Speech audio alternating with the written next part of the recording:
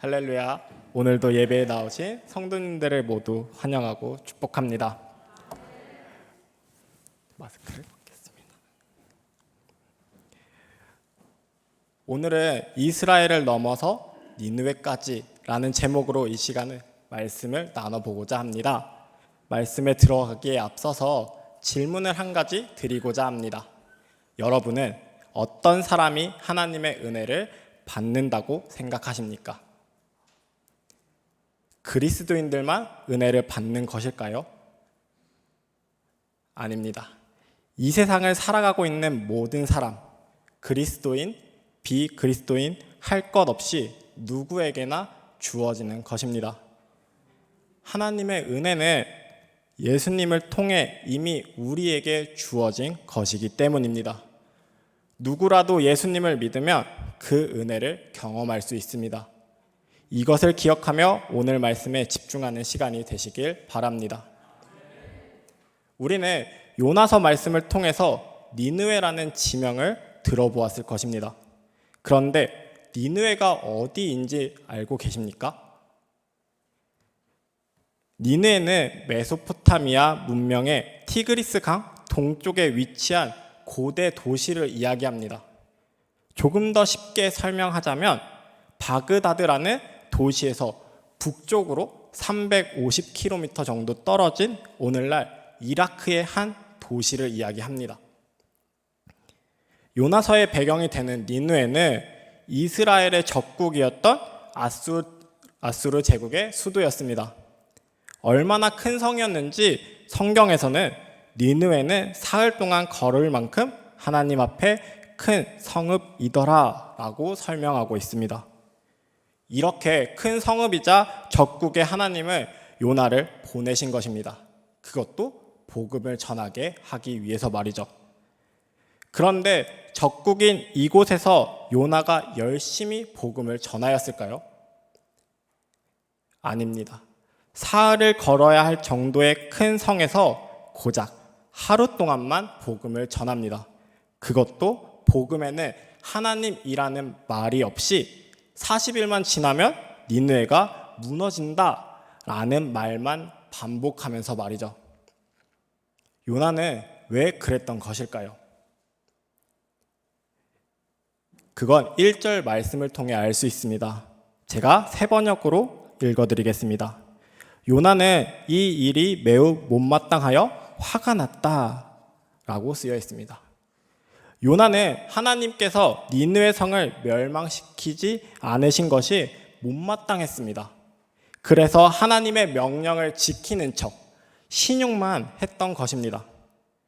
요나의 마음속에서는 니느웨가 멸망하길 바랬던 것입니다. 그런데 신기하게도 니느웨 사람들은 그런 요나의 말에 하나님의 말씀을 믿고 금식을 선포하고 그들 가운데 가장 높은 사람으로부터 가장 낮은 사람에 이르기까지 모두 굵은 베옷을 입었다라고 성경은 말하고 있습니다. 이것이 바로 복음의 능력입니다. 사랑하는 성도 여러분, 복음에는 능력이 있습니다. 그렇기에 모두가 회개했던 것입니다. 가장 높은 사람인 왕부터 가장 낮은 사람인 백성들까지 모두 말이죠. 그러자 하나님께서는 니느웨에게 내리시려고 했던 재앙을 모두 거두셨습니다. 그럼 회개하는 니느웨의 모습과 재앙을 거두신 하나님의 모습을 본 요나는 어떠했을까요? 기뻐했을까요? 아닙니다. 도리어 요나는 하나님께 화를 내었습니다. 은혜로우시며 자비로우시며 좀처럼 노하지 않으시며 사랑이 한없는 분이셔서 내리시려던 재앙마저 거두실 것임을 내가 알고 있었기 때문입니다 라고 말하면서 말이죠. 이러한 요나의 행동에 하나님은 내가 화를 내는 것이 옳으냐라고 물으셨습니다. 이건 하나님이 요나의 본심을 알고 그를 책망하기 위함이었습니다. 하나님의 물음에 요나는 아무런 대답 없이 성읍 동쪽으로 가서 자리를 찾습니다. 그리고 니느웨 성이 어떻게 되는지 구경하기 시작합니다. 성도 여러분, 말씀 속 요나의 모습은 어떠한가요? 그는 고래 뱃속에 있을 때 구원은 여호와께 속하였나이다 라고 고백했습니다.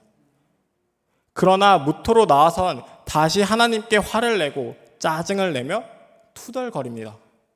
꼭 우리들의 모습을 보는 것 같진 않으십니까? 우리는 힘들고 어려울 때 하나님을 찾습니다. 그리고 간절하게 기도합니다. 나를 도와달라고. 힘든 상황에서 꺼내달라고 말이죠. 그런데 이 어려움과 고통이 지나가면 어떠한가요? 언제 그랬냐는 듯이 하나님을 향했던 그 마음을 다 잊고 살아갑니다. 이것이 바로 우리들의 마음인 것 같습니다. 이게 꼭 병원을 가는 우리들의 모습 같진 않으십니까? 제가 며칠 전에 어깨 통증이 계속되어서 병원을 다녀왔습니다. 처음에는 근육이 뭉쳐서 아픈가 보다 생각하며 지냈습니다. 그런데 시간이 지나갈수록 나아지기는커녕 점점 더 아파오는 것이었습니다. 그래서 결국 병원을 다녀왔습니다. 그런데 거기서 깜짝 놀라고 말았습니다. 근육이 뭉친 것으로 생각하던 것이 사실은 석회성 건염이라는 질병이 있었던 것입니다.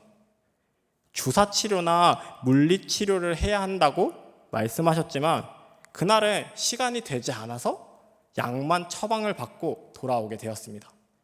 그런데 병원에서 처방해준 약을 먹고 통증이 사라지니까 다시 병원을 가서 치료해야겠다는 생각도 잊어버린 것입니다. 참다 아파서 병원을 찾아갔지만 아픈 것이 해결되자 병원을 가지 않는 저의 모습이 우리가 하나님을 찾는 모습과 닮아 있진 않은가요? 병원은 왜 갈까요? 아파서 병원을 갑니다. 아프지 않은 사람이 병원을 찾아가진 않을 것입니다. 그런데 하나님을 찾는 우리도 마찬가지입니다. 기쁘고 즐거울 땐 하나님을 찾지 않습니다. 그러나 힘들고 어려울 때야 비로소 하나님을 찾고 무릎 꿇고 기도합니다. 그리고 문제가 해결이 되면 아무 일 없듯이 하나님을 잊어버리고 생활하게 됩니다. 그런데 우리가 기억해야 하는 것이 있습니다. 우리를 향한 하나님의 마음과 그 사랑은 우리와는 전혀 다르다는 것입니다. 우리는 조건을 따라서, 환경에 따라서 그 마음이 시시때때로 변합니다. 그러나 하나님의 사랑은 어떠한 조건도, 어떠한 환경도 다 초월하십니다. 조건 없이 우리에게 사랑을 베푸시는 분이 바로 하나님이십니다. 오늘 말씀을 통해서도 하나님은 자신의 사랑을 말씀해 주셨습니다. 10절과 11절 말씀을 함께 읽어보도록 하겠습니다. 함께 읽겠습니다. 시작. 여호와께서 이르시되 내가 수고도 아니하였고 재배도 아니하였고 하룻밤에 났다가 하룻밤에 말라버린 이 박넝쿨을 아꼈거든. 하물며 이 큰 성읍 니느웨는 좌우를 분별하지 못하는 자가 12만 명이요 가축도 많이 있나니 내가 어찌 아끼지 아니하겠느냐 하시니라. 아멘. 하나님은 이스라엘을 사랑하셨습니다. 그리고 적국이었던 니느웨도 사랑하셨습니다. 그렇기에 그들도 구원받기를 원하셨고 구원하기 위해서 요나를 보내신 것입니다. 하나님의 은혜가 이스라엘을 넘어서 니느웨까지 펼쳐진 것입니다. 교회를 넘어서 세상으로까지 이어진 것입니다. 하나님께서는 그리스도인들만 구원받기를 원하시는 것이 아닙니다. 세상의 사람들까지 구원받기 원하십니다. 그래서 하나님의 은혜로 구원을 받은 우리를 세상에 보내셨습니다. 요나를 니느웨로 보내신 것처럼 말이죠. 그렇다면 니느웨와 같은 시대를 살아가고 있는 우리가 해야 할 것은 무엇일까요? 2절 말씀을 함께 읽어보도록 하겠습니다. 함께 읽겠습니다. 여호와께 기도하여 이르되 여호와여 내가 고국에 있을 때에 이러하겠다고 말씀하지 아니하였나이까.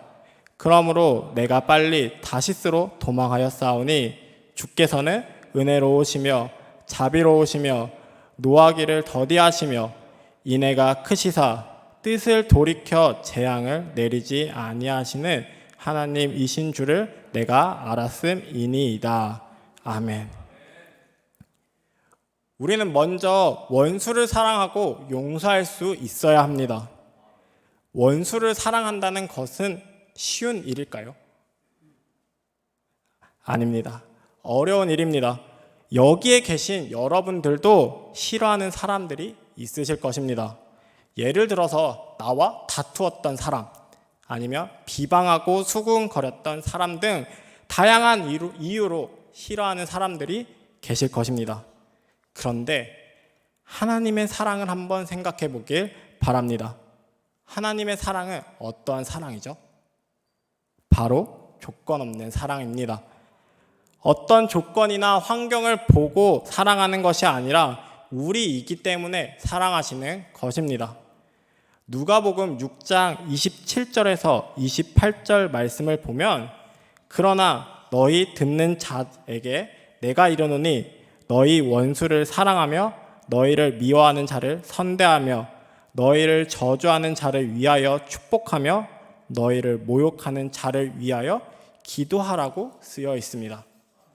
이 말씀의 뜻이 무엇일까요? 바로 사랑해야 할 대상 속에 미워해야 할 대상도 포함하라는 것입니다. 세상의 사람들을 보면 사랑해야 할 사람과 미워해야 할 사람으로 구분 지어서 살아갑니다. 쉽게 말해서 내 사람과 아닌 사람으로 구분 지어 살아갑니다. 여러분은 누구 편이십니까? 누구에게 속한 사람입니까? 바로 하나님께 속한 하나님의 자녀입니다. 하나님의 성품을 닮아가야 하는 존재입니다. 그렇기에 우리는 원수를 사랑할 수 있어야 하고 또 용서할 수 있어야 합니다. 물론 쉽지 않을 것입니다. 그러나 하나님의 말씀을 기억하고 그들을 용서할 때 하나님과 같은 사랑이 우리 속에 있게 될 것입니다. 이것이 바로 하나님께 속한 사람이라는 증거임을 기억하는 여러분들이 되시길 바랍니다. 그럼 니느웨와 같은 시대를 살아가는 우리가 해야 할 것은 또 어떤 것이 있을까요? 10절과 11절 말씀을 함께 읽어보도록 하겠습니다. 함께 읽겠습니다. 여호와께서 이르시되 내가 수고도 아니하였고 재배도 아니하였고 하룻밤에 났다가 하룻밤에 말라버린 이 박넝쿨을 아꼈거든. 하물며 이 큰 성읍 니느웨에는 좌우를 분별하지 못하는 자가 12만여 명이요 가축도 많이 있나니 내가 어찌 아끼지 아니하겠느냐 하시니라. 아멘. 우리는 하나님을 모르는 사람들에게 그들을 향한 하나님의 사랑을 전할 수 있어야 합니다. 죄로 가득한 세상에서 우리를 구원하시기 위해서 하나님께서도 예수님을 이 땅에 보내주셨습니다. 이것이 가능했던 것은 하나님이 우리를 너무나 사랑하셨기 때문입니다. 온 세상의 모든 만물을 창조하신 하나님께서 더럽혀진 세상을 멸망시키고 다시 만드시는 것이 어려운 일일까요? 어려운 일이 아니실 것입니다. 길가에 있는 수많은 돌을 가지고도 아브라함의 자손을 만들 수 있는 분이 바로 하나님이십니다. 그러나 우리를 너무나 사랑하셨기 때문에 멸망을 선택하지 않으시고 구원이라는 선물을 우리에게 주신 것입니다. 사랑하는 성도 여러분, 하나님은 우리를 예수님처럼 이 세상에 보내셨습니다. 하나님을 믿지 않는 사람들이 점점 많아지는 이 시대를 구원하기 위해서 말이죠. 그렇기에 우리는 하나님을 믿지 않는 자들에게 하나님을, 하나님의 사랑을 전할 의무가 있는 것입니다. 에베소서 2장 8절 말씀을 보면 너희는 그 은혜에 의하여 믿음으로 말미암아 구원을 받았으니 이것은 너희에게서 난 것이 아니요 하나님의 선물이라고 쓰여 있습니다. 선물은 누구나 좋아합니다. 하나님을 전하며 혼자만 선물을 받아서 기뻐하는 것이 아니라 남들과 함께 선물을 받고 기뻐하는 삶을 살아가는 모두가 되시길 바랍니다. 그럼 마지막으로 우리가 해야 할 것은 무엇이 있을까요? 6절과 7절 말씀을 함께 읽어보도록 하겠습니다. 함께 읽겠습니다. 하나님 여호와께서 박넝쿨을 예비하사 요나를 가리게 하셨으니 이는 그의 머리를 위하여 그늘이 지게 하며 그의 괴로움을 면하게 하려 하심이었더라. 요나가 박넝쿨로 말미암아 크게 기뻐하였더니 하나님이 벌레를 예비하사 이튿날 새벽에 그 박넝쿨을 갈아먹게 하심에 시드니라. 아멘. 우리의 삶의 자리는 하나님이 보내신 것임을 우리는 기억해야 하는 것입니다. 하나님이 사람을 창조하실 때 그냥 창조하신 것이 아닙니다. 한 사람 한 사람 계획을 가지고 창조하셨습니다. 그냥 흙을 가지고 와서 자신의 형상대로 빚으시고 생기를 그 코에 불어 창조한 것이 아니라는 것입니다. 나에게 우리에게 원하시는 것이 있기에 그 자리로 불러주신 것입니다. 내가 다니고 있는 학교, 직장, 가정에서 원하시는 역할이 있다는 것입니다. 우리에게는 마땅한 책임과 능력이 주어져 있습니다. 직장에서의 책임과 능력, 가정에서의 책임과 능력이 말이죠. 이것은 하나님으로부터 예수님을 통해 주어진 것입니다. 하나님이 보내신 삶의 자리가 언제나 평탄하지만은 않을 것입니다. 비바람이 몰아치기도 하고 폭풍우가 치는 험한 길일 수도 있습니다. 그러나 이것은 나를 싫어하셔서 보내시는 것이 아님을 믿으시길 바랍니다. 이러한 상황을 통해서 나를 성장시키기 위함이십니다. 나의 믿음을 더욱 단단하고 강하게 만들기 위한 하나님의 계획임을 기억하시길 바랍니다. 사랑하는 성도 여러분, 나를 향한 하나님의 사랑을 믿으십니까? 그렇다면 하나님의 너를 향한 사랑도 믿어야 합니다. 하나님의 조건 없는 사랑을 마음에 품고 살아가는 모두가 되시길 바랍니다. 처음부터 모두를 사랑하는 것은 어려울 수 있습니다. 그럼 내 주변부터 시작해 보시길 바랍니다. 내 가족, 나의 친구들, 그리고 우리 주변의 이웃들에게 말이죠. 이렇게 하나하나 늘려가다 보면 하나님이 우리에게 주신 계명, 내가 너희를 사랑한 것 같이 너희도 서로 사랑하라, 이 말씀을 우리가 따르는 모습을 보게 되실 것입니다. 하나님의 성품을 닮아 교회를 넘어 세상의 모든 사람을 조건 없이 사랑할 수 있는 성도님들이 되시기를 항상 바라고 원하고 그리고 소망합니다. 기도하겠습니다.